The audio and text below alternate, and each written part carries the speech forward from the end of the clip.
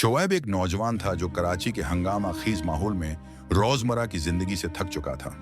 एक दिन उसने फैसला किया कि वो कुछ वक्त खुद के साथ गुजारेगा और यूं उसने खैरपुर के सफर का मंसूबा बनाया, जहां सनद के मशहूर सूफी शायर सच्चल सरमस्त का मजार वाक़ है। शोएब ट्रेन में बैठकर खैरपुर पहुंचा। मौसम खुशगवार था, हल्की हल्की हवाएं चल रही थीं। जैसे ही वो मजार के करीब पहुंचा, एक अजीब सा सुकून उसके दिल में उतरने लगा। रंगीन झंडियां, धीमी कवालियों की आवाज और जायरीन के चेहरे पर अजीब सी तमानियत, उसने सब कुछ दिल से महसूस किया। मजार के अहाते में शोएब ने एक बुजुर्ग फकीर से मुलाकात की। उन्होंने मुस्कुराकर कहा, बेटा, सच्चल कहता था, इश्क वो जो दिल से हो, दुखों को मिटा दे।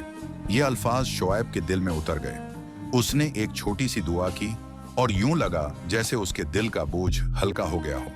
वापसी पर शोएब के चेहरे पर एक नई चमक थी।